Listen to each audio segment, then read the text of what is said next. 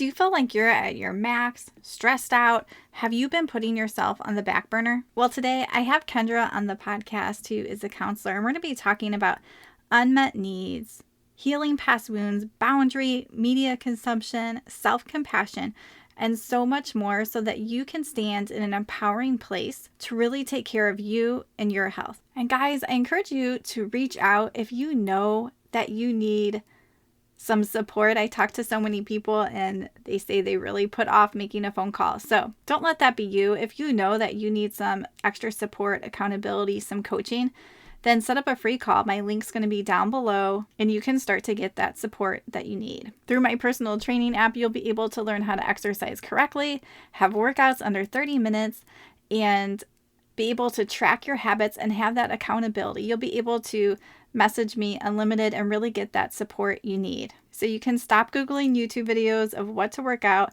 stop not having a plan, and really start to stay consistent. I offer a 10% discount to teachers, frontline workers, and military. So if that's you, take that next step and set up that free call. Hi friends, and welcome to the Healthy Beyond 40 show. I'm Michele, mama of 4 and military wife, and I'm passionate about helping women get healthy from the inside out so they can feel better and live their best life. Do you feel like you're struggling to lose weight and get in shape? If you're ready to develop healthier habits, exercise consistently, and lose weight sustainably, then you're in the right place. I combine my expertise from my doctorate in physical therapy to my experience as a health coach, personal trainer, and yoga teacher to bring you actionable steps for a healthy lifestyle. No magic pill here, so lace up those shoes and get moving. All right, I'm so excited to have Kendra on the podcast today. We're going to be talking about mental health and our unmet needs as women and how to fulfill those and how we can think about our health holistically. So Kendra, tell us a little bit about yourself. Ooh, all right. Let's see. So I am the founder and CEO and host of Fulfillment Therapy. I have my own podcast. I've loved doing that so much more than I anticipated. I'm also a therapist and my husband is as well. So we've been loving that for the most part. And a while back, I actually did personal training. I still am a personal trainer, but I mostly focus on mental health and wellness now. So that's like in a nutshell. Oh, and I'm also a mother of 4. Michele and I were talking about this earlier. My oldest is also 17. My youngest is 8. And we often rotate exchange students. So I kind of feel like I'm a mom of 5 because there's often 5 people here.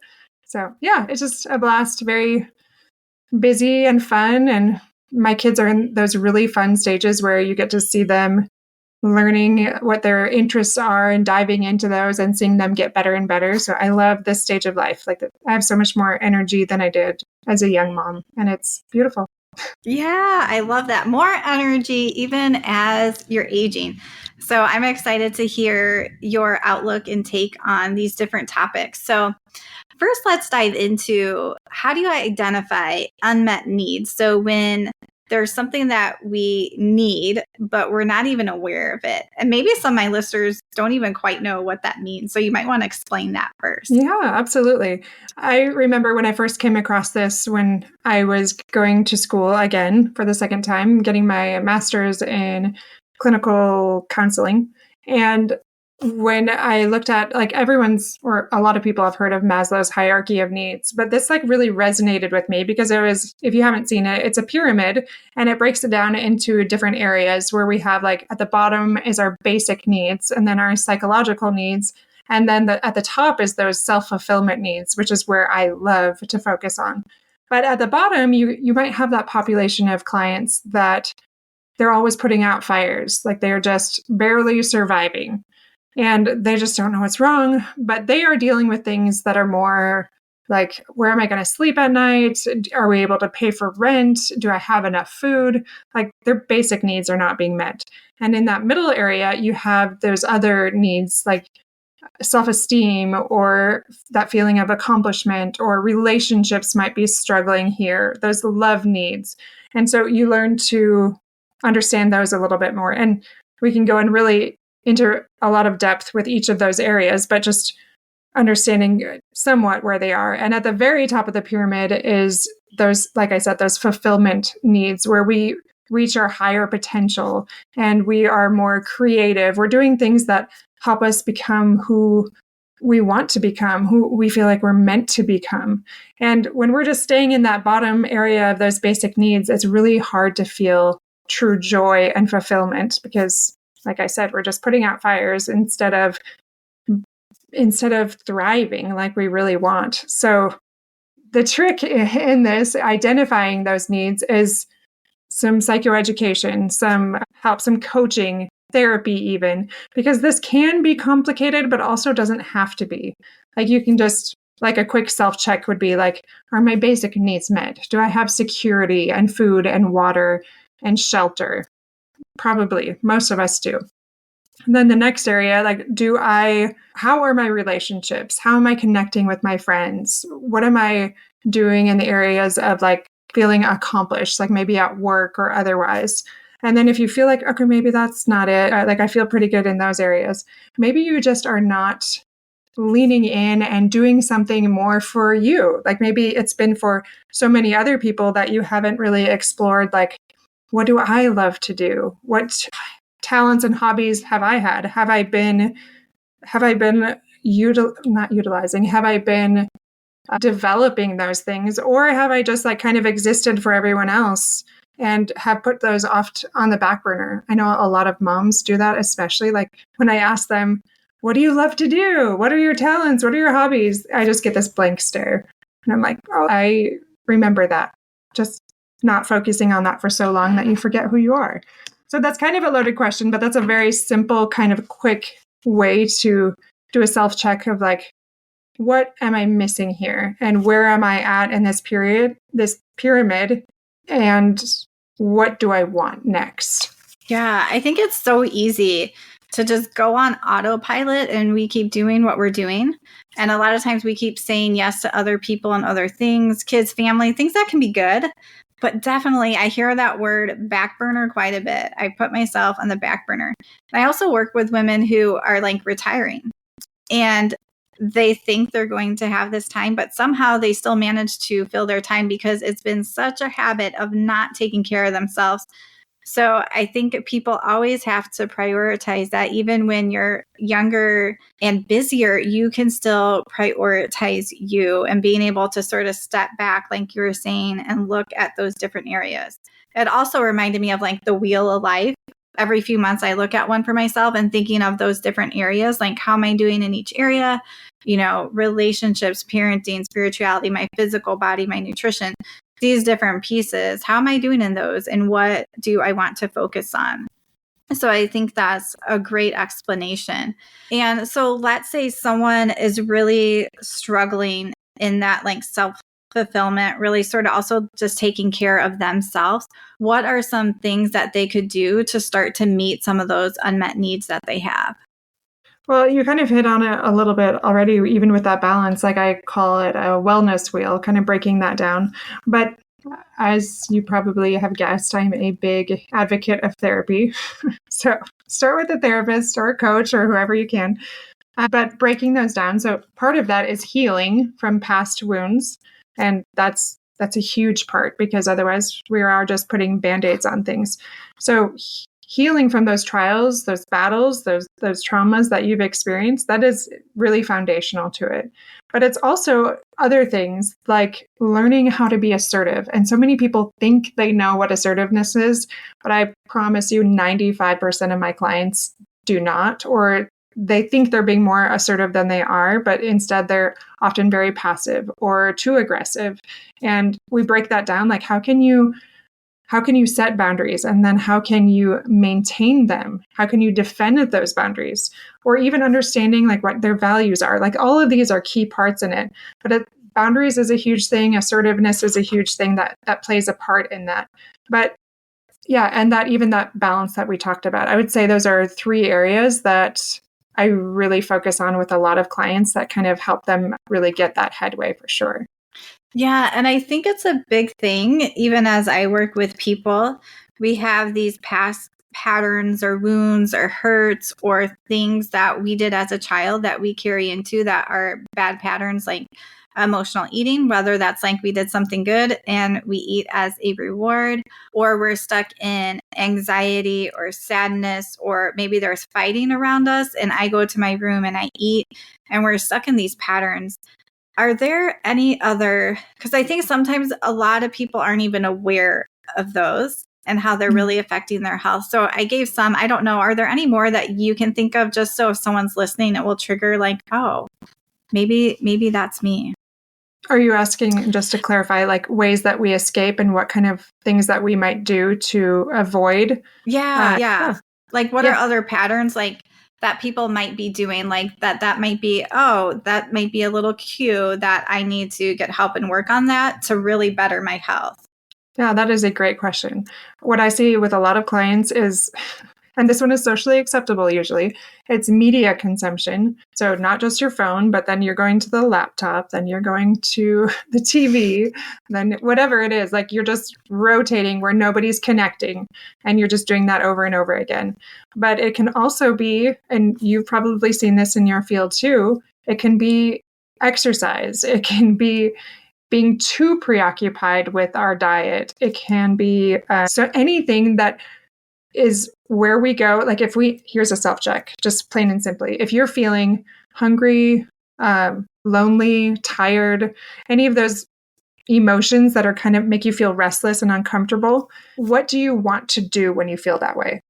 Like I hear a lot of women say like, oh, I just want to eat ice cream, or I just want to binge watch something on TV. Like that's because we don't want to feel our feelings. We don't want to face them a lot of times. So whatever that thing is that we do, binge eating, it's their phone, it's exercise. Like, you know what I mean? It's different for every person, but it is something to escape from something that activates us, that triggers us and makes us want to escape from that thing that's painful. Yeah, I love that. In my personal training app that I use with my clients, I have a little group chat, and I usually send some type of video each week to everybody as a group, and everybody can share. The uncomfortable feelings was one of the ones we did, and people had to share what uncomfortable feeling they have and can they sit with that? What would that look like instead of reaching for food or doing something else? And I think that is huge. So look out for that, guys. When are you having an uncomfortable feeling or sensation that you want to escape? And can you sit with that? How can you sit with it? Because I'm sure that you can. And using that word escape, am I trying to escape something? Maybe a conversation with someone, maybe my own children, or whatever it is. What am I trying to escape? And use that as a cue that there's something there that needs some work on. Okay, so I love that. So also tell me a little bit. So I find so many women are sort of at their max. They're overwhelmed, they're stressed, they have no time, their plate is full, they're trying to balance all these things. And how do they still find that greater fulfillment when they're at their max? Yeah, I would say first and foremost, it's compassion, self-compassion, acceptance for the stage that you're in. Like I didn't have a lot for myself, I feel like, when I went through that stage. And yet as I have my clients come in over and over again, I'm like, oh, this too shall pass. Like this is just a stage. You're going to get through it. But just having that self-love, and I know that's easier said than done, but it is very much just learning to let go and control what you can control and allowing the rest to let go.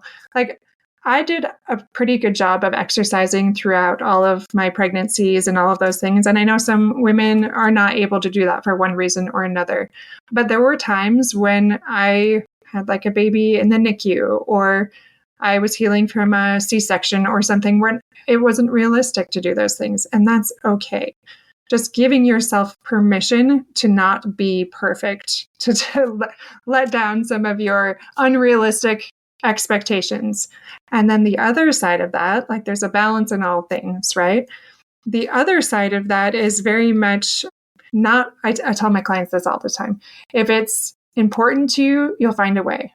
If not, you'll find an excuse. And I know a lot of you have heard that, but I think that all the time when clients are coming in over and over with these same problems. And like, if it is important to you, you will stop justifying these things and you will find a way.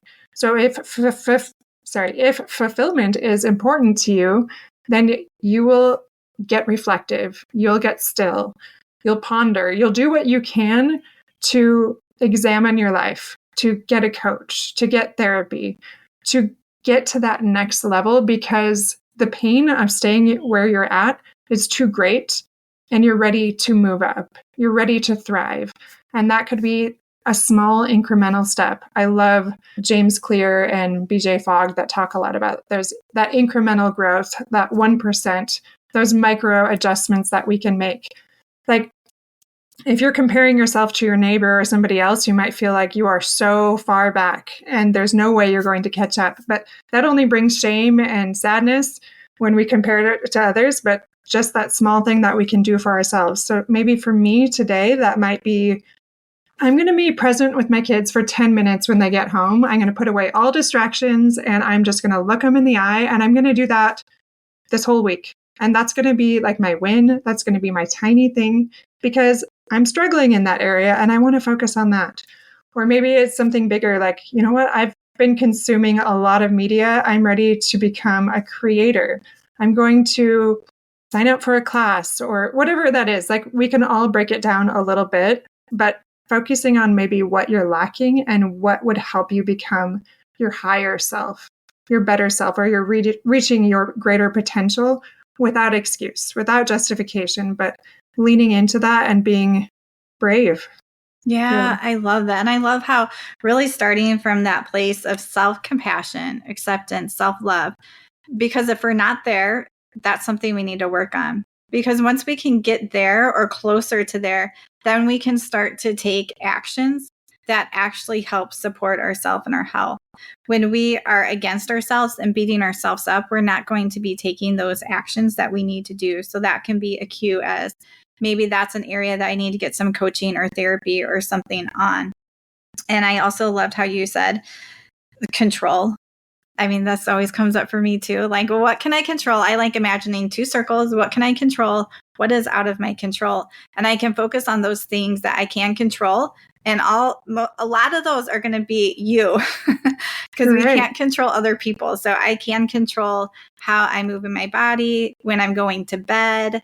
If I have Facebook or Instagram on my phone, I just took it off of my phone recently. But we can control a lot of those things. And that's what we need to focus on.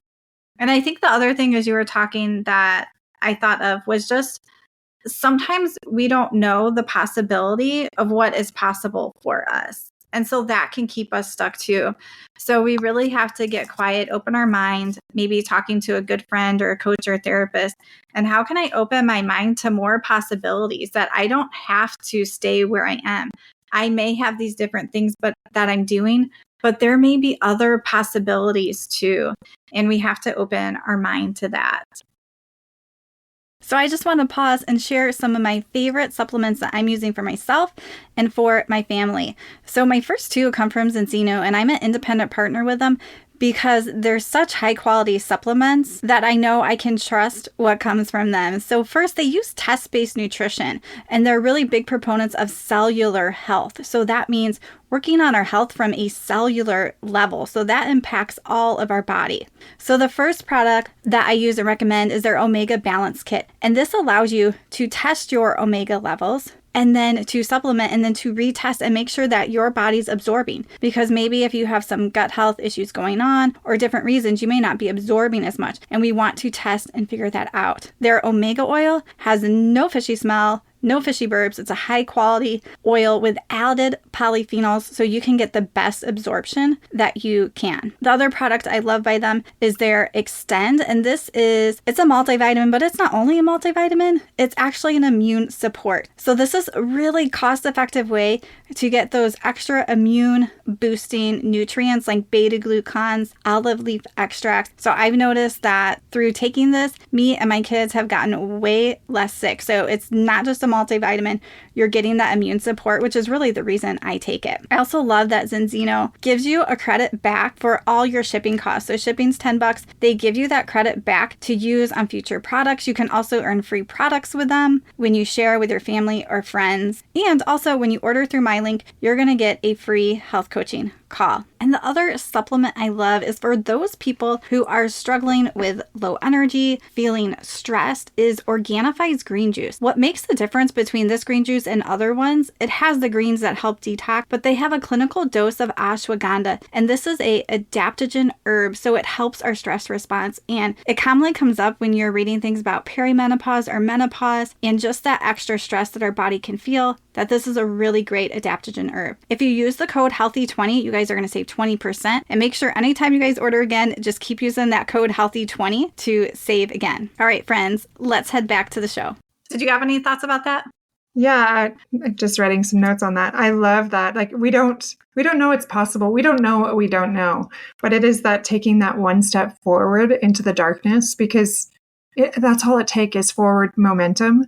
And what I have found with my clients and even with myself is it's so easy to get discouraged and down on ourselves because we're not seeing the big picture on how far we've come since, like, say, since we started having children or since leaving college or leaving home, whatever it is. If we were to really track the growth that we've had, in our minds, we think, oh, we've gotten so much worse at this and this and this.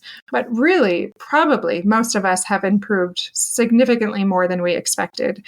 And so tracking that, breaking that down and celebrating your wins. I know everybody says that, but it's really hard to celebrate when all you do is beat yourself up constantly. I wouldn't want to do things either if I was talked to that way. So, yeah. And a lot of times, our improvement is small and gradual, and we don't see that. Something I ask my clients every week is what went well?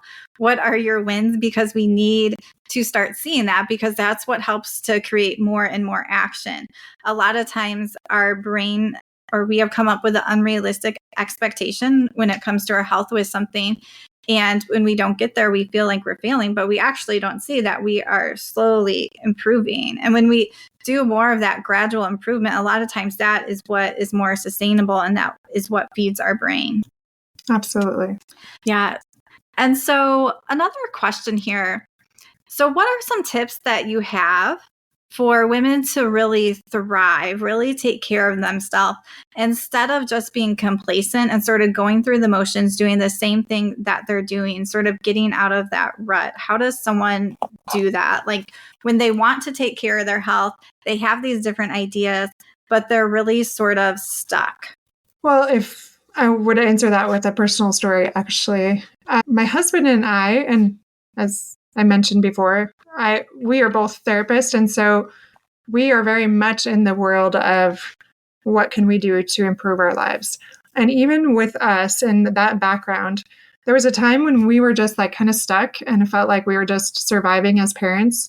And I remember he finally got to the point, this is when we were very much strapped financially because one of us was going to school for so long, like just leapfrogging and a lot of debt and all of these things. And he eventually said, you know what, I am going to sign up for a course, some sort of accountability every week. And I'm going to sign up for a year. And he said something like that. It's like, we cannot afford that. We can't justify that expense. And it was incredible. Like that is the most motivated I have ever seen him. And he was just like on fire. He was doing things without needing any sort of prompting or nagging from me. And I was in awe. And that was the first time I think that we decided he decided to invest in himself. And I realized like that was a game changer. And he was an example to me in that situation of how important it is to invest in ourselves. Now, sometimes we do small investments, like maybe we have good insurance. And so it's not that big of an investment to do therapy, or maybe we have a really inexpensive gym or something like that. Like they're easy things, easy enough that it will help us and we'll keep improving. But there is something like once you are willing to invest in yourself, once you're willing to be, going back to assertiveness or advocate for yourself and say, you know what, I matter too, not just the people around me, not just my family members, and not in this like self-indulgent kind of selfish way that can be negative, but this like, I matter, my mental health matters when I am standing on that higher ground, when I am doing more to improve my personal life. It benefits those around me, my loved ones. So I'm going to invest in myself in whatever way I can that feels right to me. And because I'm a therapist, I would say therapy, or I would say any courses in those different areas you're struggling with the most. But first and foremost, heal the wounds and then invest in yourself in whichever way you feel like would be the next best step. And then keep taking that step forward, that step into the darkness that leads you to become your higher self, your better self. And that's where happiness lies. That's where peace lies. That's where fulfillment lies. And it just takes one step. Yeah, I love that. Thank you for sharing that story about your husband. And I think there is something even with clients that start to work with me, and when they start to invest a little bit of money because they want that accountability, they have that desire. It sounded like just like your husband had that desire. I really want to improve this area. And that can start to make the difference when you have someone else on your team, someone else helping see those things that you're not seeing so that you can get moving forward. And I love how you said advocate for myself, that I matter too. So if someone needs to hear that today, repeat that in your mind. I matter too. And it's not about being selfish, but I tell people all the time, no one else is really going to take care of you. Like, you have to do that. Even though I have a great husband and he will do things for me sometimes, it's really up to me to take care of me. He's not going to tell me to like eat a salad instead of a hamburger and french fries, or to go work out when I don't feel like it. It has to come from me, that I matter, and I have to be making that a priority by still doing the other things in my life. All right, Kendra, thank you so much for being on the podcast today. Feel free to share where people can find you, or if you have any last tidbit. Yeah, you can find me on Instagram, on Facebook, and fulfillmenttherapy.org is my website. On all the podcast platforms, Fulfillment Therapy is my podcast. And yeah, I'm sure you'll probably have it in your show notes. You can find me in all those places as well. But it's been a pleasure to be on the show. I appreciate you having me on. Yeah, yep. And those links will be in the description. All right, everyone. I hope you guys enjoyed this episode tomorrow. And remember that you matter, and take that next step forward in your health.